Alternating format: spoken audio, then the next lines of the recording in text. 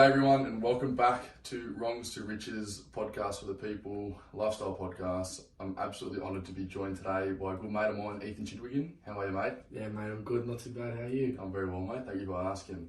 First of all, before we get started, I just want to say a massive thank you to everyone for the first episode. Maddie Marsh and I have been planning that for a while, and I ideally wanted Maddie to do the first episode with me because he's been so close to me for such a long time, and I can't thank him enough for popping on, and can't wait to get him back on. First of all, like I said before, I just want to say a massive thank you to everyone for all the love, the support. Honestly, it was one of the most incredible videos I've ever put out. The only video I've ever put out. So, like I said, I just want to say a massive thank you. It was crazy. The reception we got was pretty sensational. All the shares, the loves. It was, pretty good. So, like we start every episode, I just want to make a quick point. Swearing, totally acceptable. Thank God. Fucking piece of shit, you know what I mean? It's all good. It's all good, mate. I'm saying, fuck. Yeah, it's alright. Really good? Yeah, that's good. Good first one, yeah. Storytelling, you know what I mean? It's not the same without it. So go for your life. That swearing is sweet. It's what we're all about. Don't be fake on the show. And second of all, if I ask a question, elaborate a bit, you know what I mean? No yes, no answers. I know it's all, we're good mates. We know each other pretty well, so it's not like it's just going to be short and sharp. But it's a podcast, so, have a laugh, enjoy it, and no shit short answers. And third of all, smile. I'm going to say every episode, smile. That shit is fucking free. Enjoy it, embrace it, and let's fucking get into it. Ethan. Let's try. How are you, mate? What's going on? How are you? Like I said, I'm good, yeah. Ethan, where are you from, mate? So originally grew up in Botany. So my whole family's from. Then I moved over to Matraville, probably about Matraville, Maroubra for those outside of the area that don't know where Matraville is. 2036, mate. Yeah, 2036. That's what I'm saying. Moved there probably about 8 years ago. Just lived there ever since. Botany. Never knew that. Yeah, Botany boy. Street, where from? Where was the street? Stevens Road. Stephen Road. Yeah. I never knew that. Yeah, grew up there. My whole family's from there. How's the hood, mate? How's that hood? Botany, grew up in Botany, Hastings Street. Bloody oath, love it. Yeah, that's where it all started. I love that. That's where you start. I love it. A bit of backstory. What do you do for work? What's the work involved? So right now I'm a fourth year electrical apprentice. Where? I also my bouncer on the weekend down at fuck it off. Beresford. Yeah, we'll cut that. Beresford.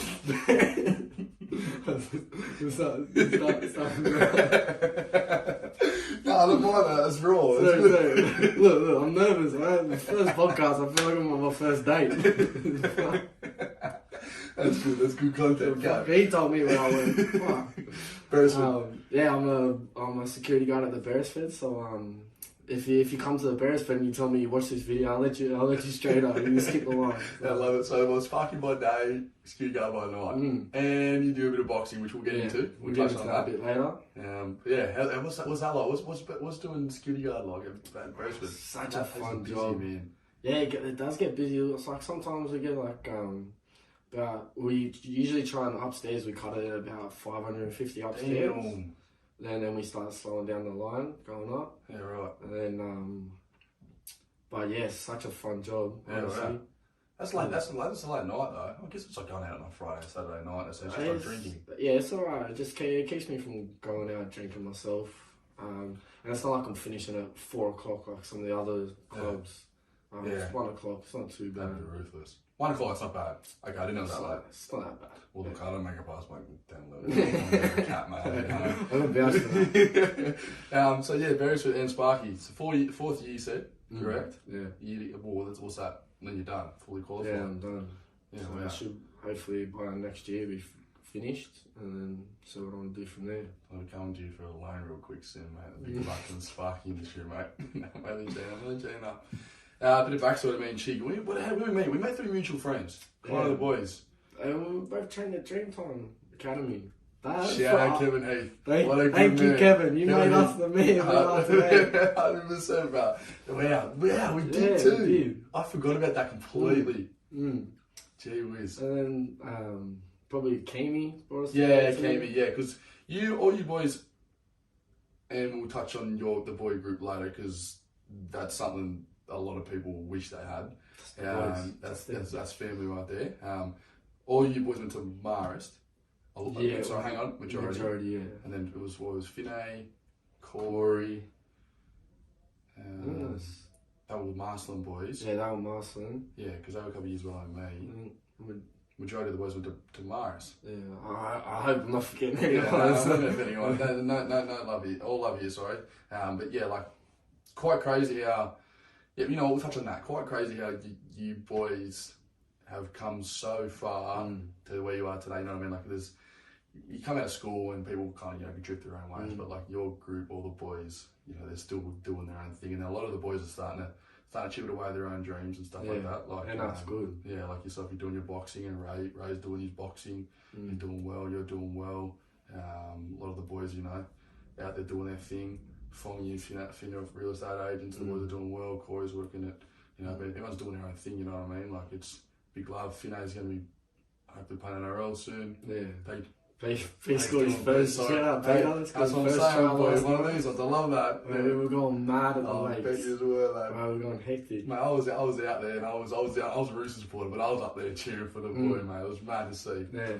And all the boys are just doing their thing, man. Like, you know what I mean? It's quite phenomenal how you guys have come so far. Like, where did it all start? Like year 7? No, so we were all semi in different groups, except for like there was about five of the boys that they all grew up together playing footy together, and then like I didn't really hang out with. So the little backstory: me and Peter didn't like each other when we first came into high school, because there was a bit of a rivalry growing up with Maroubra versus Mascot. I played for Mascot growing up. Those was Maroubra. Yeah, they were Maroubra, so we weren't too fond of each other. Yeah. And then as we got to about year 9, year 10, that's when we started getting a little bit closer. Yeah. Me and Pete went on immersion. Went to Central Australia together. Yes. Yeah. Yeah. Okay, we'll speak on that. Wow. Yeah.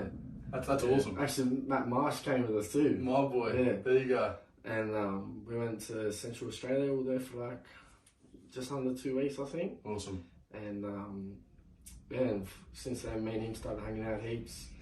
And then just like one by one, the group slowly got bigger and bigger, and now we're with each other every day. Love it. I'm not forgetting anyone. Bailey Collins, I know you'd be hurting yourself out there, mate. You'd be sticking up that I didn't bring him up. And of course, Keamy.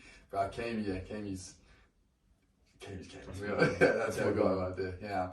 No, it's unreal to see like how you boys have all come so far, and like still today, yous are like desert do or dies. Like, you know what I mean? Like, it's quite hard. It's quite. You don't quite say that a lot. You know, like I said, people start to split, go their own way, and do their own thing, and you start to meet mates here and there. But you boys are just stuck through thick and thin. Yeah, actually, a lot of older people that are in my life that I know, they've actually also said the same thing to me. They're like, usually like, yeah, they haven't seen like a friend group like this close. Like one of the boys that I train with, he said to me that because all my fights and all of Rahana's fights, we get there and there's 15, 16 boys just in the front row, all just jumping on the chairs, going mad. Cheer for you boys, that's the boys. They're just like, fuck, look, that's pretty rare to have, and he goes, fuck, you should cherish it, and 100%. We all do. Yeah, 100%. Like like I said, you come so far, and that's funny that you and Pete didn't like each other. That's quite interesting, you know what I mean? And it's just, like the hiccups you overcome to get to where you are today, you know what I mean? Like, and actually, me and Fonny, we were both ball boys for under 20s South. There you go. And when we were probably like year 5 or year 6, did a game with South, because my uncle was working with South and he got us both a run with them. Yeah. And we had no idea who the other person was. And we were talking a little bit. We actually got in trouble that day. we were standing just behind the touchy, and they must have given a shit call. And little 10-year-old Chigga wasn't happy with it. And I was turning around and I'm like, fucking open your eyes, bro. Blowing up, little chubby kid. And the ref turned around, pretty much pulled out a rule book. You know, actually, you're not allowed to do that. Who would have thought 10 years later we were best mates. Yeah, little phone with me stood there looking up. He's the little scared boy. No, I'm chatting up on relax. Even back then he was 6 foot, he was sweet. I was like, he's tall. I'm still short. short as. I love it. You can probably tell from the mic height difference. I'm still. Oh, that's mad, yeah. And it's just crazy to think like the little moments in life have led to where he's at. It's good. It's bloody awesome. Relationships. Yes, you are with a lovely. Yeah, I've got a girlfriend, Brooke. Lovely Brooke. How's that going? Yeah, it's going good. Yeah. Enjoying it. Yeah. Everything's good with that. That's good. It's good to see, mate. The one that can never get a girlfriend's finally got a girlfriend. Didn't think it would happen. Finally tricked someone into it. Oh, I fucking love it. Mate, what we're going to speak about now is as of recently, the last couple of months, the boys have started to pick up the stick and head out to play a bit of golf. Yeah, we have. Yeah, we have. Yeah. Goal space. Probably we should buy a fucking shares in that bloody company. Well, I've so much money there. I've eventually got a membership. I had to. I spent like $300 a week there. It was fucking ridiculous. Mate, what a sport, eh? Oh, it's great. Yeah. I mean, there's some of us are a little bit better than others. No, no, mate, don't worry about it. We don't. I was going to bring the scorecard out about it. We're gonna leave that outside. Anyway, can't. Nah, it's good, mate. Like I heard one of the boys said the other day, like you start to develop a bug for it. And, I feel like we walk at that bug for golf. You know what I mean? It's a good sport, bro. You get out there and walk, and you get like how many 10,000 steps up. It's good for you, Get outside in the sun. Definitely prefer a car. But... Yeah, but sometimes you can't please everyone. Yeah. Nah, but no, it's good. Like we probably played in golf space. Oh, that was ridiculous. I did get a membership. Yeah. And I'm just on like the $60 membership. You get 10 sessions. Oh, they're gone by like the first week. It's ridiculous. No, it's unreal. Like just Alexandria golf space. No, golf space. Yeah, golf space, mate. What it is, if people don't know, it's like this virtual golf. So the big screen, you've got a projector all below you, and you can hire clubs, have beers there, spirits, whatever. Oh, no, I don't know about spirits. Don't take my word on that, but you can have drinks, food. It's an unreal spot. It's pretty new. You just book out an hour session, then you can go for your life. And have some good times and play some golf, and it's quite different to being out on the course though. You're at golf space, you think you're killing it, and then you go on the actual course and you're like, fuck, this is rough. This is rough. That's Mount Everest, boy. You played a ram with your little terrible course. Hitting the grass further than the ball. We'll touch on that shit shortly. I promise you. Oh, we buckled, bro. Yeah, there was one shot. We buckled. Like ahead. Honestly, I don't know how I've done it. I've hit it. No, it was you and Fong, and it was me and Stav. Yeah. No, we buckled. Yeah, them two buckled. Yeah, we touched. Me and Fong clutched up. The ice in the with a birdie coming down the nine. Damn. Old chicken. Ice in my vein coming down. Cheers, old story. The chick's going to hit this shot. As he hit the shot, he's looking up. Oh, bro, I didn't know where it went. I thought I smoked it. It's gone back. It feels behind him. I said, I didn't know what happened. I hit it, and I'm looking up like this. I'm like, where the fuck's it going? And then all the boys are laughing. I turn around and it's fucking right next to me. I'm like, behind him. I promise you, I thought one of the boys had thrown another ball next to me. Did not see that. What was that? That was like the 6th hole we were giving it to you. Yeah, he's right by a bit. Oh, me and Stav were in front. We were clear. Will Smith started to go, mouth made, feet up. We were laughing, and then it went downhill real quick. I didn't want to fucking bring this up, but shit. Learn everything. No, we got to the 9th hole and Fong's hit an absolute dime. Oh, mate, it was 6 iron, 7 iron. He nearly hit it 200 metres. So the 9th hole at Randwick, people don't know, so it comes, you're a bit elevated up, so it kind of drops into like a divot, then comes back up. I blow my shot up first because we're in front, absolutely butchered it. It's gone to the club. I think it might hit the clubhouse. It's my kryptonite, that hole. And then Fong stepped up and just gone a good shot. With the lucky orange ball, that he likes to say. And then Chiggers walked up the ball and they found their ball, and me and Stabby are in all sorts, and Stabby's hit the ball backwards as well, and then we were trying to hit over the hill, and we've hit 6 shots and these blokes are on 2. And then Chiggs walked up and just gone, what did he just hit a nice little... It was honestly the best shot I've ever hit. It was like a good 60, 70 out. Good shot. Like, we were in the trees too. Yeah. Like, he's put us right next to a tree, some over us too. He hit it straight on, landed 1.5 meters from the hole. And I looked at Josh, I was like, we're fucking on here. This is where we're playing. Oh man, Stabby, trying to hit out this fucking hill. I was like, let's march forward here, Fong. We're coming back. So we were up 3 shots then, with 2 holes to go. Because we sundown, so we played the 10th, the 11th, we didn't quite get through 18. We're up by 3 shots and you just birdied it.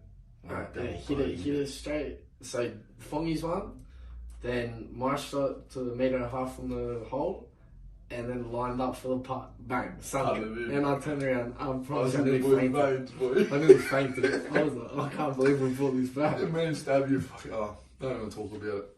I was talking so much shit saying we're bringing it back. I didn't even believe myself. And then you were up by 1 or it was a draw, I can't quite remember, but it was pretty close. Maybe you was up by 1. And then we've gone to the 10th. And there's a packed Sunday down the golf course and the live music going, distraction everywhere. I've chopped my shot, Cheeks hit to the right a bit, Fong's hit to the left, Stab's going up near the green. And then I think we both might have parred or bogeyed it, I can't remember. And it was still tied up. And we got to on the 11th hole, it's quite short. It's probably 80 metres, maybe 90, I don't know. It's pretty short. So we've all lined up, pitch and wedge, and everyone's hit it on, and we've all tied again. We've all... Can I just talk about Josh Fong's shot? If you live in Malabar, on the top road, and on that top road, and you found a golf ball in your swimming pool, can you please return it to Joshua Fong? That was ridiculous. You missed the part. It's fucked. It's gone up. He's hit it. It's gone desert diagonally right. Come off a telegraph pole. Bounced up. Telegraph pole. And landed in someone's front yard. It was ridiculous. I've never seen anything like that. Oh, it was good. It was good. These people probably eating their dinners.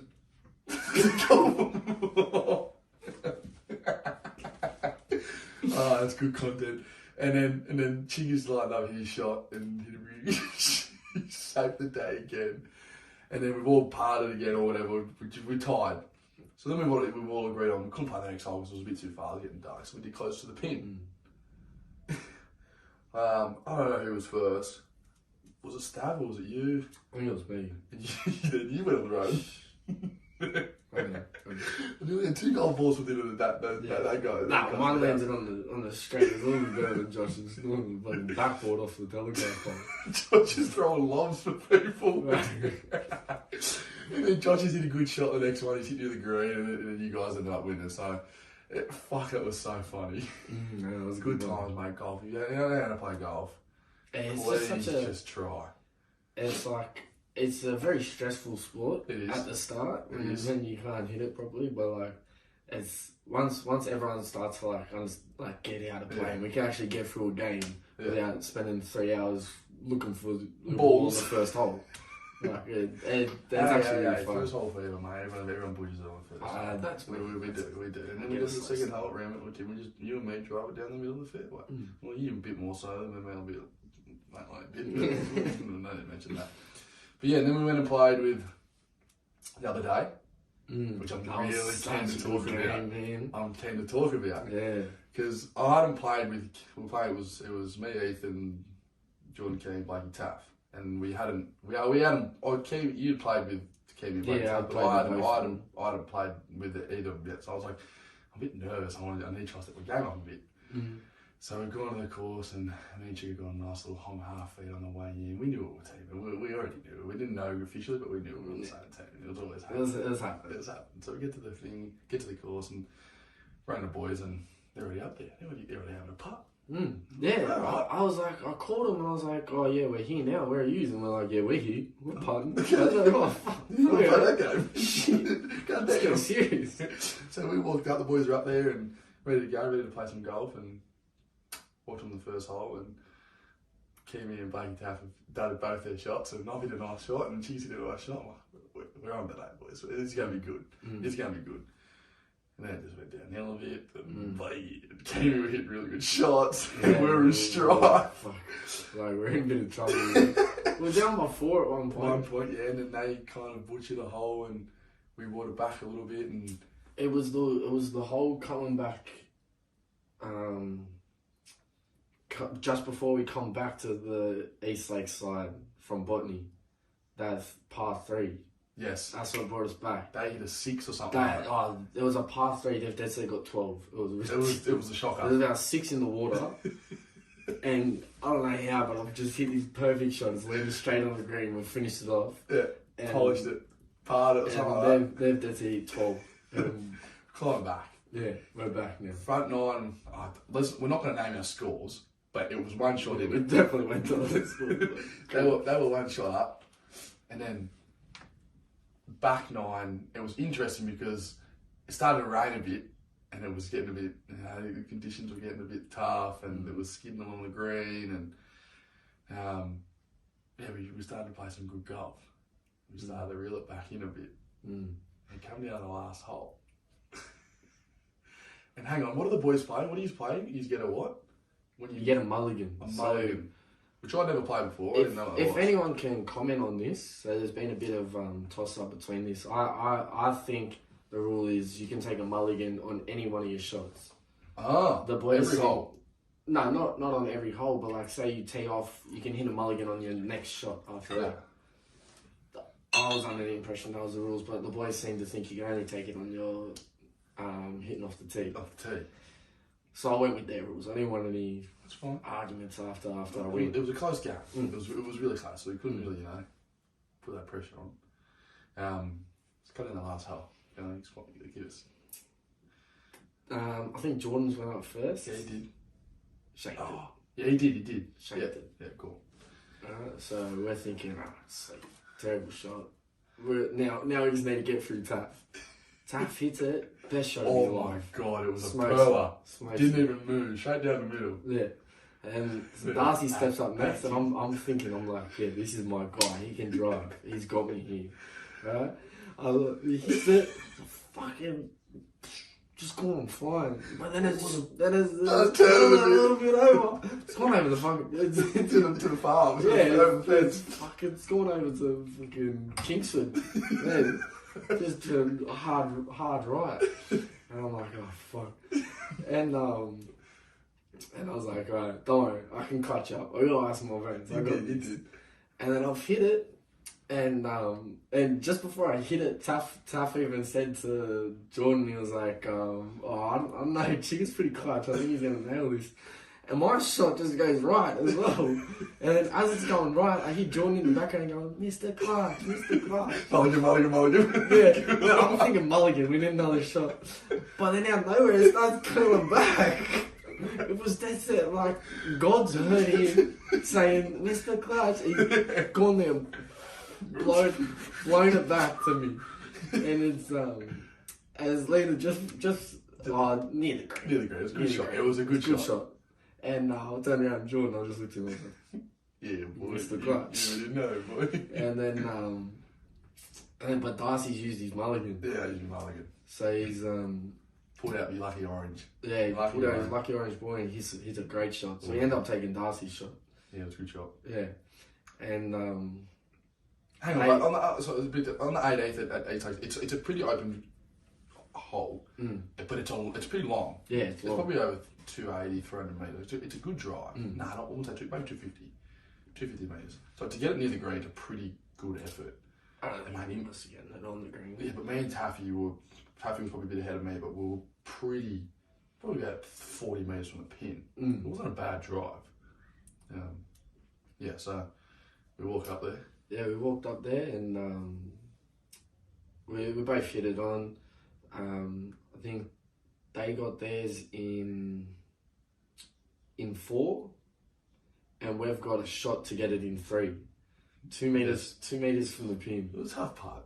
It was a very tough part, and I'm feeling the pressure. I was like sweating. It was raining, but I was sweating. It was cold. Cold, it was freezing, but I was sweating.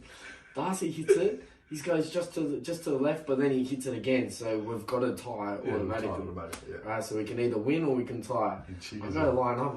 I'm like, relax, you got this. I was talking to myself in my head. I was like, you've been here before. You got this. You've done shots like this time and time again. This is what you do. We're in round You 12, live for these baby. big moments. We're in round 12, That's baby. round 12. Let's go. And I've hit it, and it looks good. It looks good. I'm walking it in. I'm like, I've walked it in too from my end. I'm like, oh fuck, I've done this. I said it's over. I'm telling you, it stopped like an ant could have pushed it over. It is stopped half a centimetre from the hole. God wasn't with us, boy. And I was like, oh my, fuck. I was gonna love that, just to rub that in Keeney's face. Oh, mate, it would have been great. He wouldn't have had the end of it. No, you wouldn't have. Nah. But ended up drawing and we ended up winning by one shot in the back of the line, so it was a fucking good day. Very, very good day. Yeah, it was fun. Love it, mate. The boat for golf is back. Wait till it's my summertime. Yeah, summer's gonna be good. Actually, my strength and conditioning coach, shout out Richmond, he was telling me that the lakes. Okay. So he's a member at East Lakes, but he said the lakes is just a. Oh yeah, but the lakes is like, that's top tier. But he said he's played there once. He said it's crazy. He said it's mad. Yeah, I've heard. I don't know if my old man's played there once or twice. He probably has, but yeah, he said that and New South Wales, pretty good courses. You've got to get out there one time. Okay, so this is the main brunt of it all. Boxing. Chigga. How the fuck did you get into this?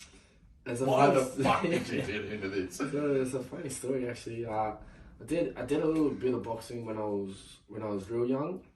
I was like I had an exhibition fight when I was probably about 13. So exhibition fight is just like there's no winner. You're just getting in the ring, just having a bit of fun. Yeah, just enjoy yourself. Dance, yeah.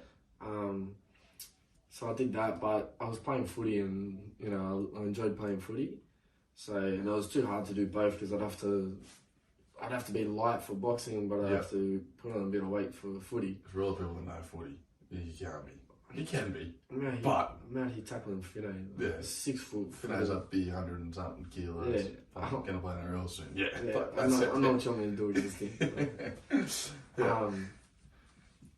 But yeah, so I was playing footy, and then in my last year, probably when I was 18, 19. Yeah. I was back into school, after school. Yeah, probably the last year of school. I tackled. It was right at the start of the season. I tackled someone, and I threw him over my body, and I felt something in my back go. Yeah, right. I didn't think too much of it, and it ended up finishing the season, and just in one of my last games, it just got real bad. I think I slipped over as I was running, and it landed on it, and it just felt like it went again. Yeah. And I ended up going to get a scan on it, and turns out I had 2 fractures in my spine. Jesus Christ. And the doctor said, you just can't play footy again. Done. Said, it was said I'm that lucky, nothing happened playing after it originally happened, because he said if my vertebrae slipped out, I might not have been able to walk. Fuck. So I would have had surgeries and stuff like that. So I got pretty lucky. Yeah. So he said I can either get surgery to put 2 rods either side of my spine. Wow. And it's like this way.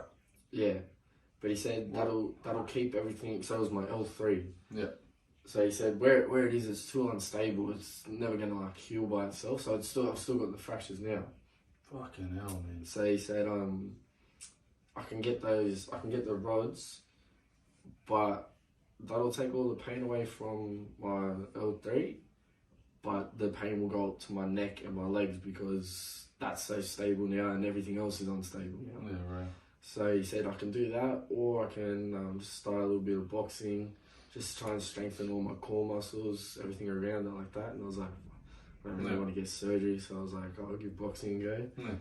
I started at PCYC in Daceyville.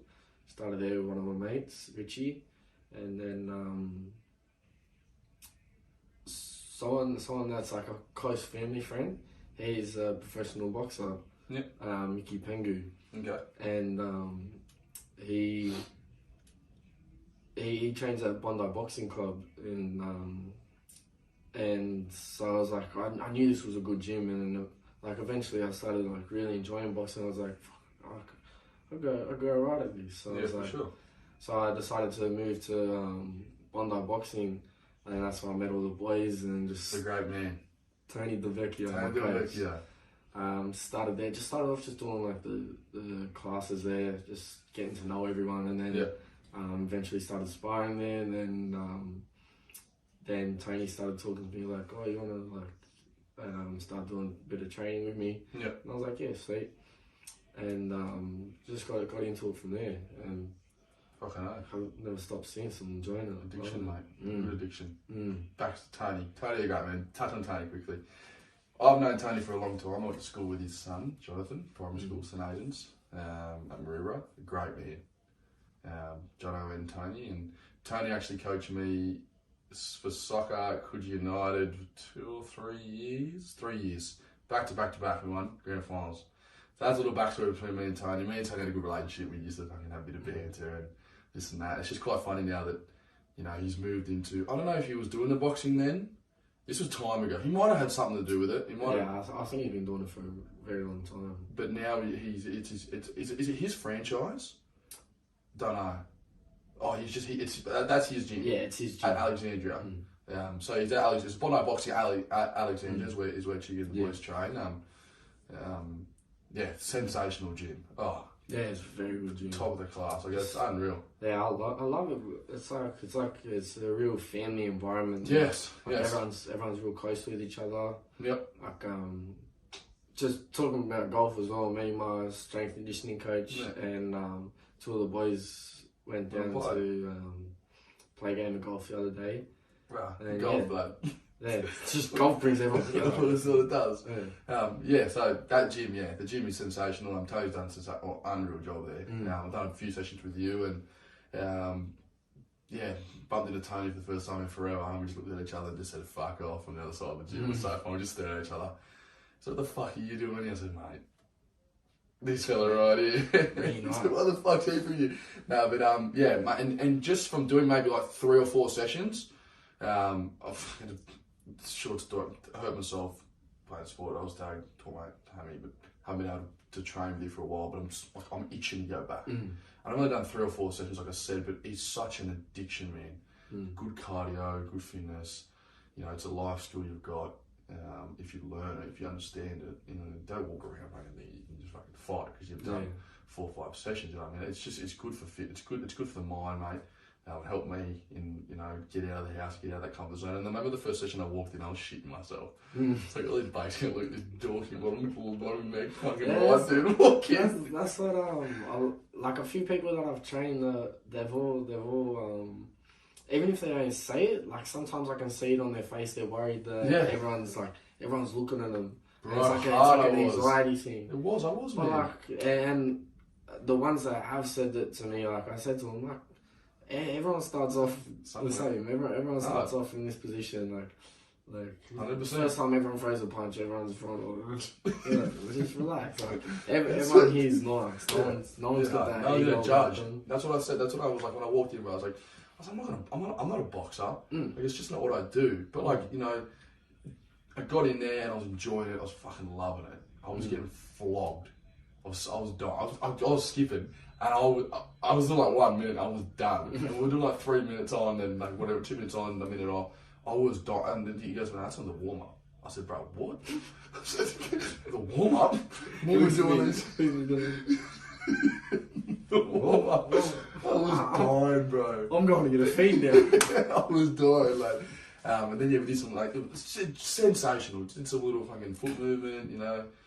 Jab with your step, all that stuff. Love it, you know. But now it's like just like imprinted in my brain. It's just there, you know what I mean? And it's just like it's a fundamental that it's just a skill that I'm just not, you know, never gonna lose kind of thing. And like now I'm even sitting thinking like I wouldn't even mind doing a corporate boxing fight. That's what I'm saying. That's perfect. You know what I mean? Stavros did one. Shout out Stavros. Stavros did one, killed it. Walked in that ring, looking up at this bloke. What was his name? The Shark. The Bull Shark. There was the Mystic Big Mac. The Mystic fucking Big Mac. Honestly, he killed it. Bro, walked into that ring, and once again, all the boys there, your group, every single one of them, suited and booted, free piss all night, cheering on one of the boys. That's good, eh? That's what I'm saying. I was watching on TV on the live stream, but I was just like, bro, that's sensational. That's such a good event. Like, you know what I mean? It's such a good environment. He walked in there and he fucking walked out a winner. Yeah, he killed it, eh? Yeah. That's what I'm saying. It's scary jumping in the ring. Exactly. Especially your first time. Like, I remember the first time I got in the ring. Yeah, your first fight. Talk a bit about it. It was I was so nervous, and so this is not the one, the exhibition I had when I was young. I'm talking about my first actual amateur fight. Moving amateur, yeah. I remember, I was so nervous before the fight. Even before the fight, you get red corner and blue corner all have a separate changing room. Yep. And this is my first fight. I didn't know this. And I've gone and sat. I think I might have been in the red. I've gone and sat in the blue corner. Your opposition. Yeah, I'm just chilling there by myself. Like, got my headphones on. I'm like, oh, am I gonna die? Yeah, this bopping around. And I looked to my left, and the guy I'm fighting is just like sitting there as well. And I was like, oh, this is pretty awkward. why is he here? I want to get toe-to-toe with you. What are you doing here? Why can't you go somewhere else? not even realising, like, I'm in the wrong spot. And then Tony walked in, he goes, what the fuck are you doing today? And I was like, oh, shit, bag. Yes, coach. Yeah, let's get over here. No shame. That's one point. Yeah. And then I was nervous walking out, as I'll call my name. But it's so hard to explain. But as soon as the bell rung to start, it was just like everything. All the fear I had, all the nerves I had, they all just left my body. It was just muscle memory again. That's it. Sparring. Yeah, wow. And I just felt comfortable, felt at home, and just knew that I loved it. I got off to a little bit of a slow start, but then I came back and won. First fight. But I came back and won, and it was by decision too. So I didn't know I won, and at the end when they're announcing the winner, I'm sitting there, and the ref he must have known that I won, because he flinched a little bit and lifted my hand up a little bit before they announced it, and I'm sitting there, I'm like, oh, and then he put it back down, I'm like, oh, oh shit. And then they call me out, I'm like, yeah, boy. And put my hands up, and all the boys just in front of me jumping up, screaming. Such a good feeling. My mum, my dad there. Wow. I was on cloud nine just ever since then. I've been addicted to it. They're hard. Can't get enough. Fucking hell. What's it like to sit there with your arm down, not knowing if you won or not? It's pretty nerve-wracking, but you gassed. Yeah, obviously. Yeah, but it's gotten to the point where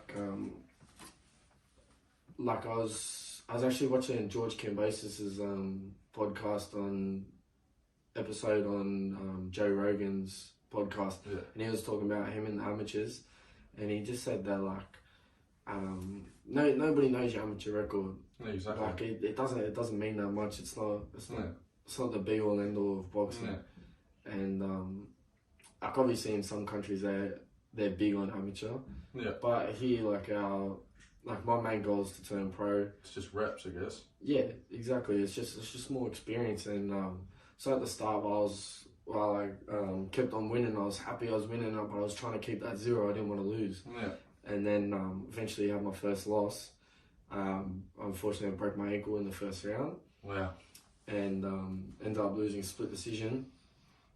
And I was like, I didn't know that I lost. I thought I'd done enough to get the win, but I was a bit cut about it and upset at the start, but then I realised, I was like, and I think I was just more scared that, all the people that were supporting me, like getting sponsors, all my coach, all the boys, I was just scared everyone was going to lose faith in me having that first loss and just think, oh, fuck, this is shit. Yeah. But, and then I ended up losing faith in myself. Yeah. And but then once I realised it's amateurs, it's all just getting reps in to turn pro.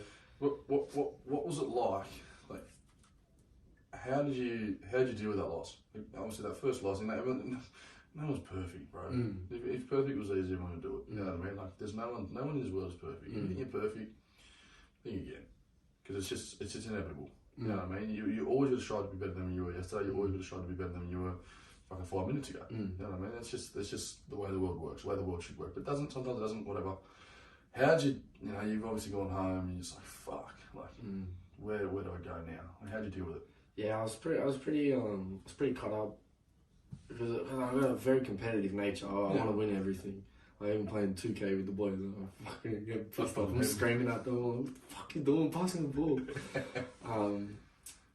But I was pretty stupid with it at the start. Yeah. So what I did, I knew something. Like I felt my ankle crack, and I couldn't walk on it. It was all swollen. So broken. It was a fracture just above my ankle. Did you know when you did it? Yeah, I knew Mid-fight? Yeah, you can. There's a video of it. You can see me go over. Fuck. We'll try to get the video and we'll try to get it in here, but we'll try. Yeah, we'll see. We'll edit it out. Yeah. And fuck. You kept fighting. Yeah, so I ended up finishing the fight, and I was supposed to have a fight again in 2 weeks after that, and that was a bigger fight. Yeah. So I was like, I knew my ankle was, I knew it was bad, and my coach knew it too. And but I said to him, he told me to go get it looked at, and I was like, nah, I don't want to get it looked at. I just want to get through this next fight, just try and push through it. You kidding me? Yeah, it's thinking back on it now, it was just my competitive nature. I was upset about losing. I just wanted to, and I was funny enough, I was versing the same guy. The next fight. Yeah. Yeah, so I want to just get that one back. Revenge, like kind of like, you know what I mean? Yeah. 100%. But I just couldn't. My ankle was broken. I couldn't train, so I was like, going into the next fight, I was just so underprepared for the fight. And the first fight, I thought I'd probably done enough, but the second fight, I just ran rings around me. Yeah.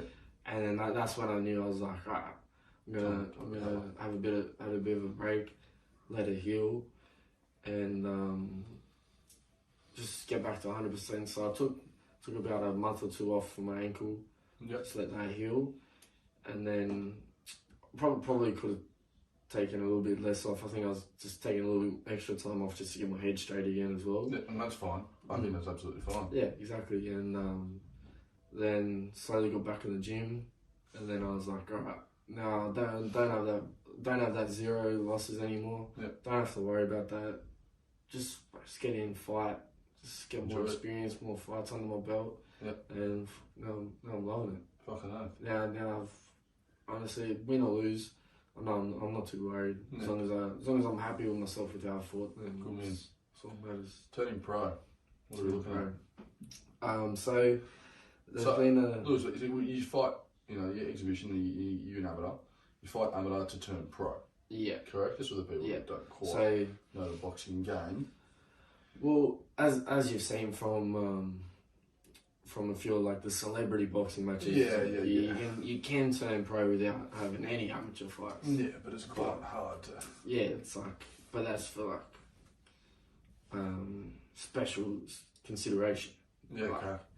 But so to turn pro, it's not that hard. You don't have to have a specific amount of amateur fights or anything like that. Okay. So just literally when you and your manager and your coach think it's time to turn pro, you turn pro. Love it. And there's been a bit of a chat about it lately. So I gone over to Sweden and Dubai. Sweden? Yeah, I've got a fight over in Sweden, and then we're just stopping in Dubai on the way home. Damn. No point travelling halfway across the world. Yeah, exactly. You already know. So I go there in November. I've got King of the Ring International over there. Okay. And then and we were thinking maybe once we get back from there, then have a bit of a sit down talk about when it's a good time to turn pro. Not saying we'll turn pro as soon as I get back, but then start thinking, what? Some consideration. What's the plan? What's next? What do I want in the next year or so? And so I'm excited for that. Excited to see what comes from that. Sweden. It's gonna be a good trip. Yep. November, you said. Yeah, November. Fucking hell. Leave end of October. Yep. And then get back probably mid-November. So yeah, I'm excited. We all know all the boys knew, so we're fucking we're fucking so keen. Like it's a massive opportunity. It's awesome. Fucking, you know what I mean? Like it's good to see the boys getting out of that fucking comfort zone and going to chase their dreams. And there's nothing better than seeing that, happen. It's awesome. So obviously Chigga's going over to Sweden, and we're looking for some sponsors. Yeah, so I've got a few sponsors at the moment, but if you follow my Instagram, it's at Ethan Chigwidden, and put up a post the other day saying about looking for more sponsors to help pay for the trip. It's not too much, so whatever I don't get covered, then I'm just gonna have to cover it myself. Of course, yeah. Because it's a once in a lifetime opportunity, so I'm not gonna miss it over a bit of money. But just looking for some extra sponsors, whatever helps. 100%. Fucking love it.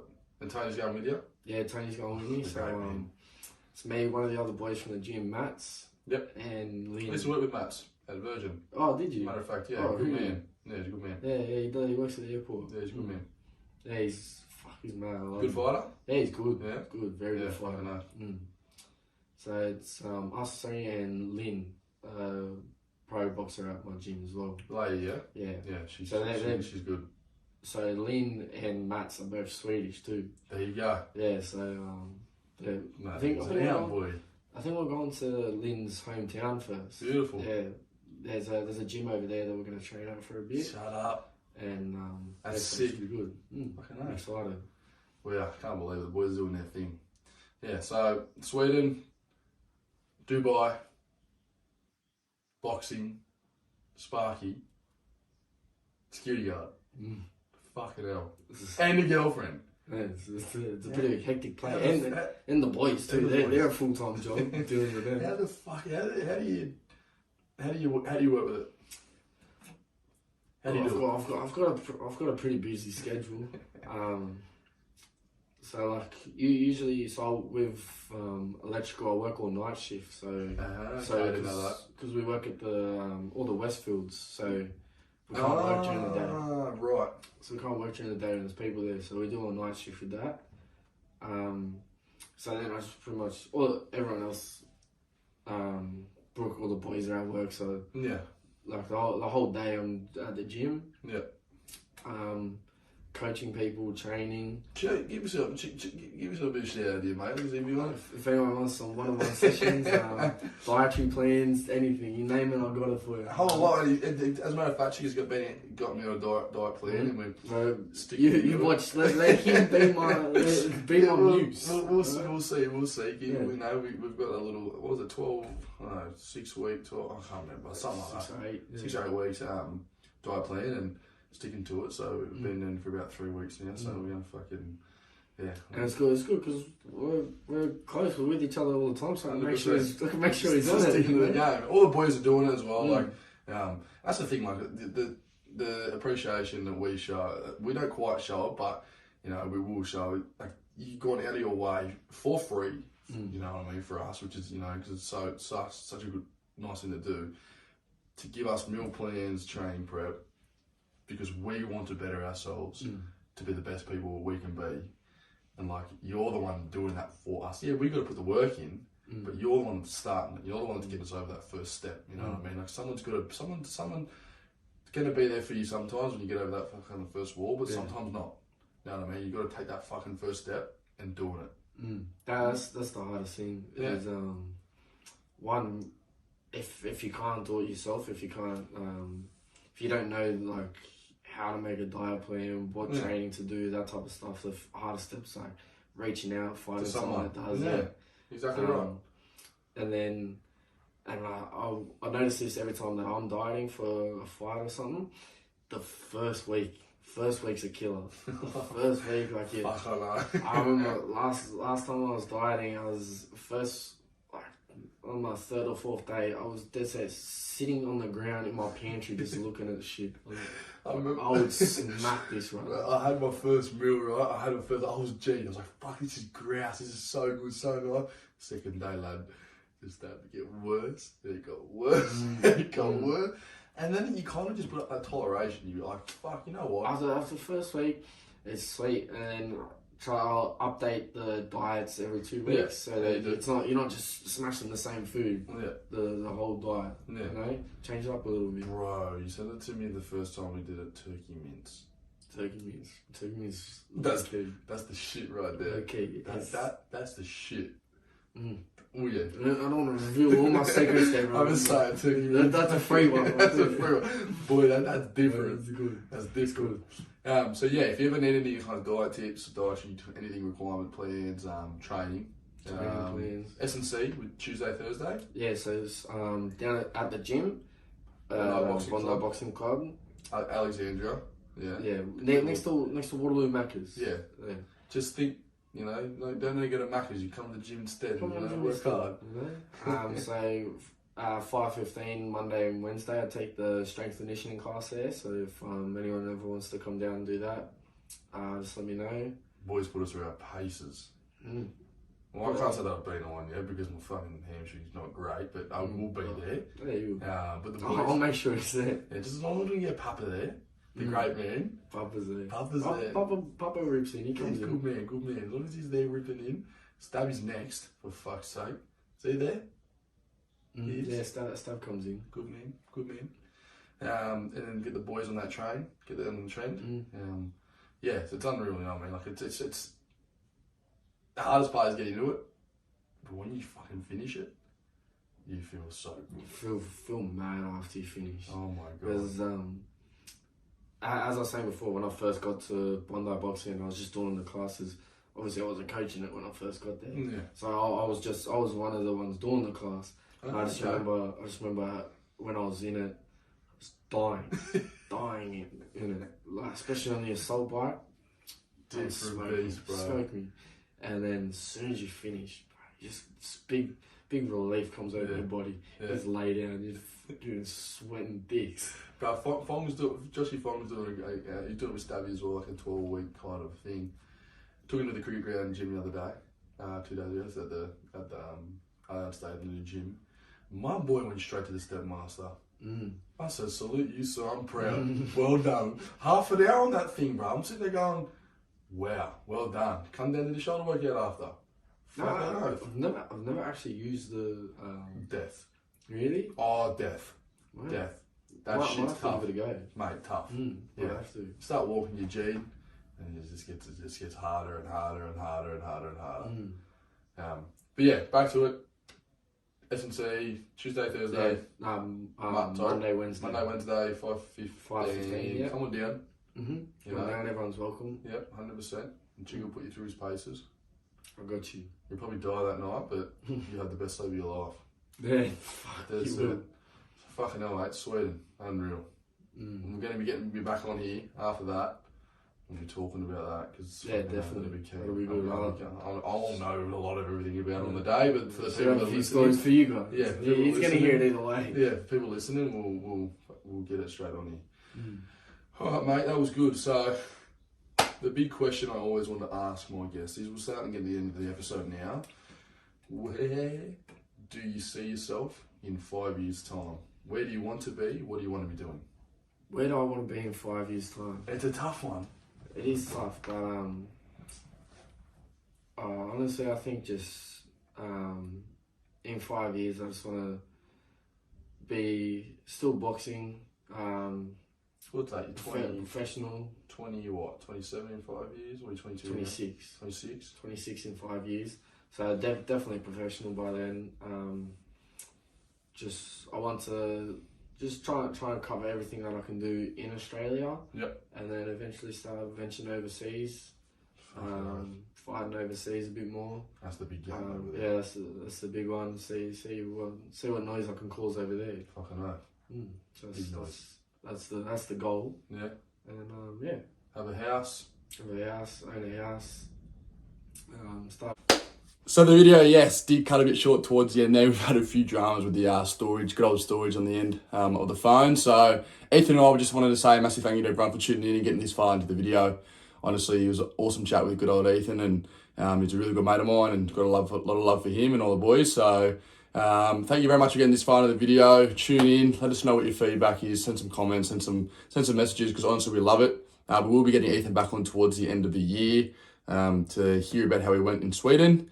Massive future ahead of this kid. He's seriously talented, and can obviously, yes, speak the year off. So thanks everyone for supporting. Thanks for the love and the support. Honestly, like I said before at the start of the video, it's been quite overwhelming. But yeah, it's an incredible journey, and I love it so much. And I just love listening to people's stories and getting it out to you guys to listen to. So thanks everyone. Tune into Wrongs for Riches podcast.